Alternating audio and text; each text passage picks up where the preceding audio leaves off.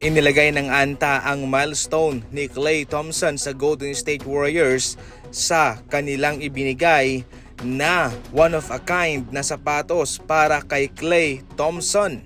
Binigyan siya ng ANTA ng espesyal na Chrome Kitty 11 mga idol para sa pagbubukas nga ho ng isa pang tindahan ng ANTA sa Beverly Hills. Diyan nakalagay sa mga liston ang 60-point game performance niya at 37-point game quarter performance sa Golden State Warriors. Ito po mga idol ang pasilip sa sapatos na ito at ito rin po ang isang card na naglalaman ng pag-congratulate ng ANTA sa kanyang lifetime deal sa kanila. Kaya ito po mga idol ang nakakalamang para sa mga gantong shoe brand, hindi katulad sa Adidas, sa Nike, sa Jordan o kung sa ano pa.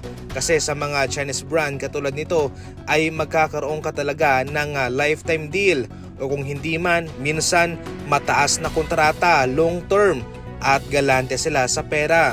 Katulad nitong si Klay Thompson mga idol, lifetime deal po ito, panghabang buhay po siyang makakatanggap ng sahod galing sa ANTA.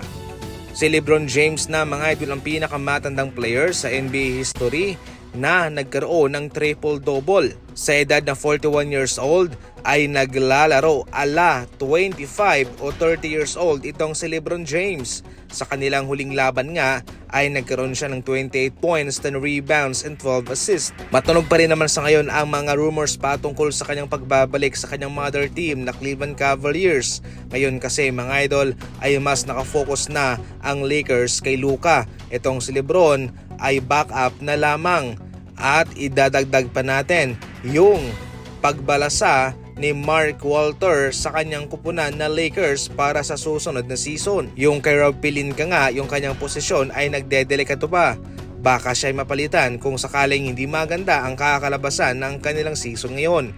So definitely mga idol, mayroong mataas na chance na itong si LeBron ay uuwi sa kanyang mother team na Cavaliers para doon na lang magretiro. Ito na ang pangontra ng NBA sa mga kupunang nagtatangking. Ngayon kasi ay wala pang karampatang mabigat na parusa sa mga kupunan na nagtatangking. Tanging multa lamang at yan po ang nangyari sa Utah Jazz na pinagmulta ng nasa $500,000 ng NBA dahil kanilang pinopo ang kanilang mga star players sa fourth quarter na siya nagresulta sa kanilang pagkatalo.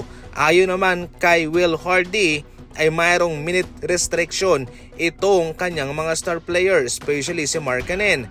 Kaya para mapanatiling healthy, ito ay kanyang pinaupo. Medyo nakakaduda kasi minsan kung mayroong minutes restriction ang isang player, yan huy nangyayari sa mga unang quarter, pangalawang quarter. Pero itong kay Markkanen ay nasa fourth quarter ang kanyang restriction.